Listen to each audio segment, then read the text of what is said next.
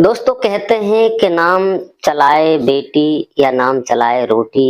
ये कहावत हकीकत है जो आज मैं कहानी सुनाने जा रहा हूं। इसी बेस पर ये कहानी है कि नाम बेटी चलाती है या रोटी चलाती है। इसकी कहावत आज हम जो बताने जा रहे हैं वो सत्य है।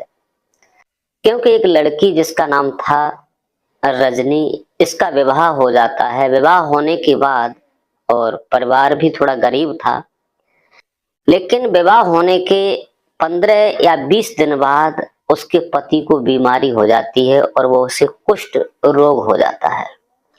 कुष्ठ रोग होने के कारण, और आप बताइए जिस लड़की का नया विवाह हुआ हो, पति को कुष्ठ रोग हो जाए तो वो क्या सोचेगी। पहले तो रहना ही नामुमकिन है, लेकिन वो लड़की समझदार थी। उसने अपने पति का साथ नहीं छोड़ा। घर वाले छोड़ देते हैं, परिवार वाले छोड़ देते हैं, लेकिन उस लड़की ने अपने पति को बिल्कुल नहीं छोड़ा।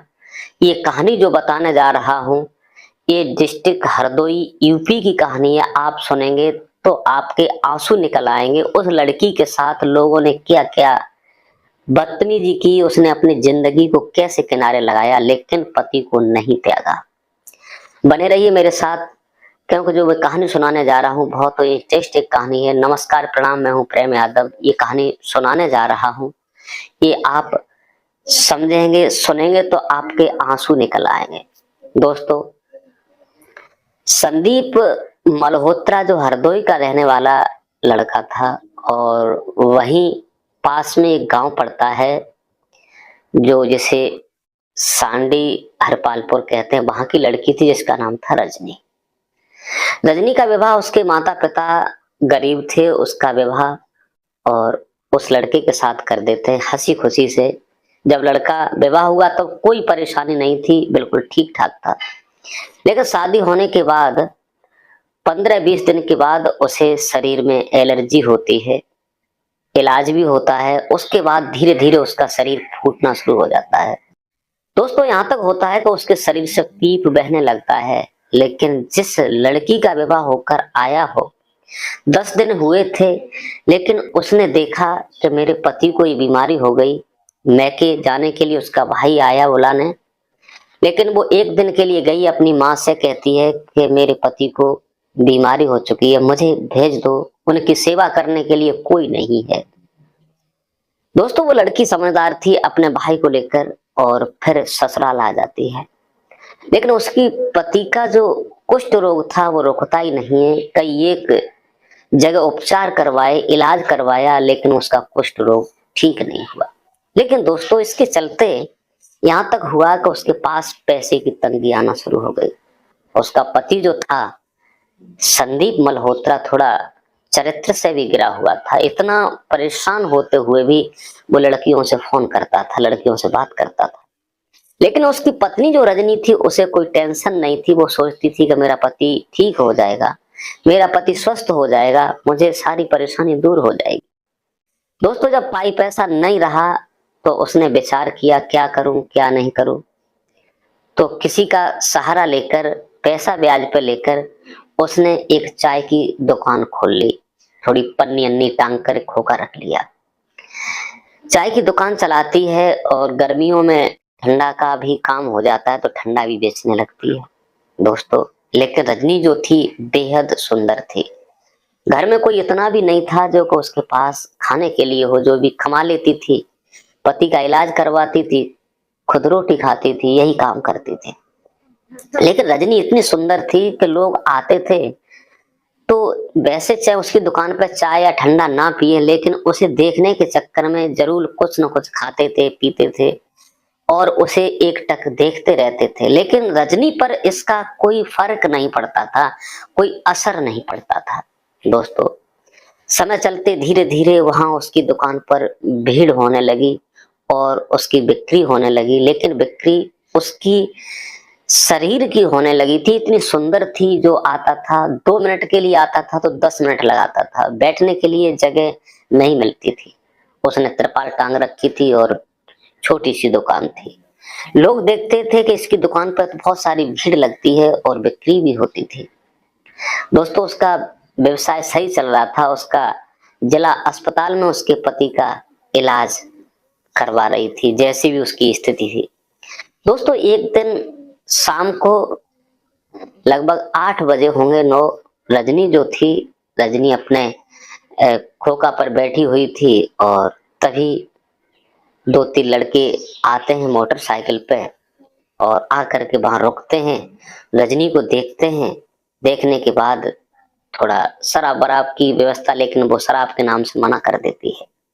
लेकिन वो दूसरी जगह पी आते हैं, लेकिन शराब पीने के बाद उस रजनी से कहते हैं कि तेरा पति ये सड़ा हुआ है, इसे छोड़ दे, तेरी हर इच्छा को हम पूरा करेंगे, मेरी जान मन मेरी इच्छा पूरी कर दे, रुपए तुझे 5,000 भी देते हैं।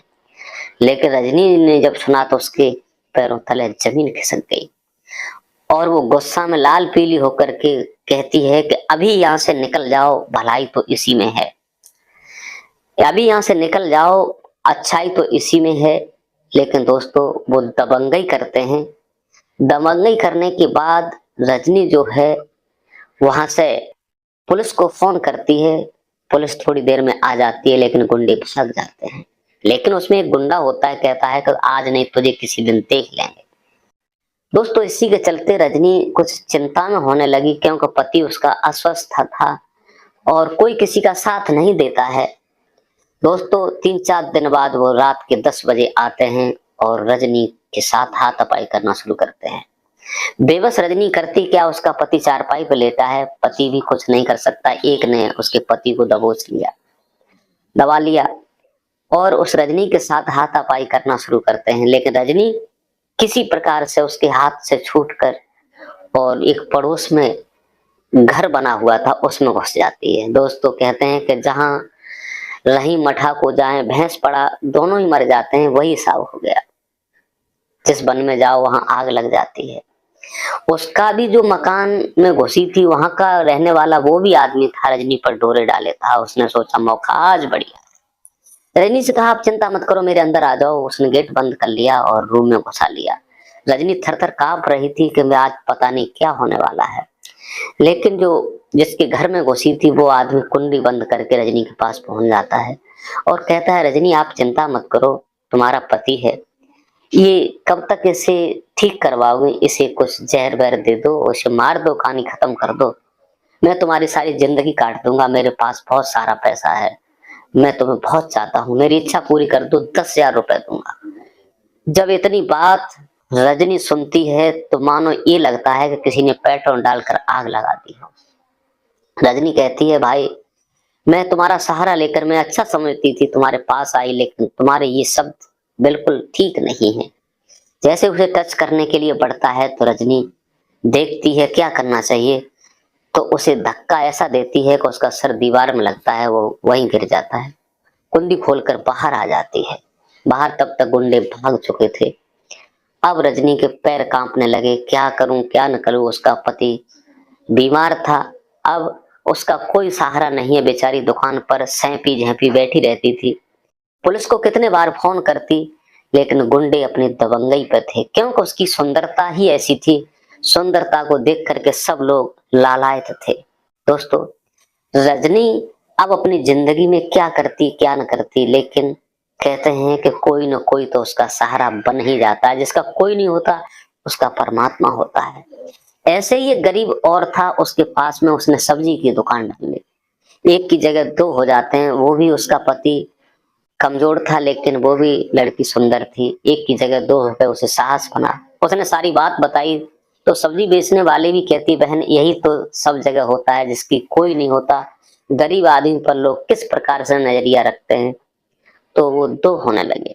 इसके बाद में अब उस सुंदरता को देखकर लोग उसकी दुकान पर भीड़ लगाए रहते थे, लेकिन उसके पास कोई सहारा नहीं था, कोई चारा नहीं था, यही काम करती थी। लेकिन 6-7-8 महीना तक उसने खूब इलाज, अपने पति का भरपूर इलाज करवाया। इलाज करवाने के बाद उसका पति ठीक होता है, लेकिन उसका पति ठीक होने के कुछ दिन बाद वो अयासी किस्म का लड़का था, संदीप मल्होत्रा, एक दिन एक लड़की को लेकर उसी जगह आ गया और अपने पत्नी से कहता है कि ये हमारी प्रेम का है, ये हमारी बहुत सुंदर। लेकिन वो रजनी जब देखती है तो उसके पैरों तले जमीन खिसक जाती है और कहती है कि मैंने सारी जिंदगी इस पति के पीछे निछावर कर दी, मैंने बहुत कुछ, लेकिन लोग मेरे ऊपर डोरे डालते हैं, लेकिन ये क्या कर रहे हैं। अपने पति को समझाया लेकिन उसने अपनी पत्नी को मारपीट की। लेकिन कहते हैं कि वक्त जब बदलता है तो सब कुछ हो जाता है। जब संदीप मल्होत्रा शराब पीना शुरू करता है तो उसका कुछ रोग फिर शुरू हो जाता है। उसकी पत्नी कहती है कि उसे ही बुला के लाओ जो उस दिन लेके आए थे, आप गाली गलौज कर रहे थे। अंत में जब वो ज्यादा परेशान होता है तो उसकी पत्नी जो रजनी होती है फिर से इलाज करवाती है और वो माफी मांगता है कि आज के अलावा मैं ऐसा कुछ नहीं करूंगा, आज से मैं तुम्हें इज्जत दूंगा। दोस्तों, इलाज फिर होता है, लेकिन एक दिन ऐसा ही नहीं होता है कि रजनी जो होती है कहीं जा रही थी सौदा लेने के लिए, तब तक एक गाड़ी में बैठ करके वही गुंडा जिसकी बेइज्जती की थी उस रजनी को बेइज्जत कर देता है रास्ता में। जब बेइज्जत करता है, उसका शरीर पर हाथ डालता है, तो रजनी को एहसास होता है कि दुनिया में कोई किसी का नहीं है। तुरंत ही जब वो वहां खड़ी रो रही थी तो उसके ही गांव का एक नहीं दो लड़के बाइक पर आ रहे थे, लेकिन वो भी दबंग थे। जब देखा ये तो मेरे गांव की रजनी है, तो वो गुंडो जो गाड़ी में थे दो, उस पर वो टूट पड़ते हैं, यहाँ तक मारपीट करते हैं, यहाँ तक मारपीट करते हैं कि वो बेहोश हो जाते हैं और पुलिस को बुलाकर उनके हवाले कर देते हैं। रजनी से कहते हैं आप चिंता मत करो बहन, मेरा नंबर ले लो, जहां तुम्हें जरूरत पड़े मैं तुम्हारी हर जगह मदद करूंगा। उसके चचेरे भाई थे। दोस्तों, इस प्रकार से उस बला को दूर किया और रजनी अपना होटल छोटे से एक बहुत बड़ा रेस्टोरेंट खोल लेती है, बड़ा होटल जहाँ बड़े बड़े ट्रक, और वो खुद मालकिन बन करके उसके यहाँ कारीगर काम करते हैं। क्योंकि उसकी मेहनत ने रंग लाया और वो मेहनत उसकी सफल हो जाती है। और उसका पति जो था बिल्कुल सुधर चुका था, अपनी पत्नी की हर बात को मानता था, हर तरीका से अपनी पत्नी के बताए हुए रास्ता पर चलाता था। दोस्तों, कमेंट करके बताइए कहानी कैसी लगी, क्योंकि ये पारिवारिक कहानी है। अगर हमारी कहानी अच्छी लगी हो तो कमेंट करें, लाइक शेयर करना ना भूलें। अगर चैनल पर नए हैं तो चैनल को सब्सक्राइब करें। इस कहानी को सुनाकर किसी को परेशान करना नहीं है, किसी का दिल दुखाना नहीं है, केवल आप लोगों को जागरूक और सचेत करने का मेरा उद्देश्य है। आज के लिए बस इतना ही। नमस्कार, जय हिंद, जय भारत। मिलते हैं नेक्स्ट वीडियो में।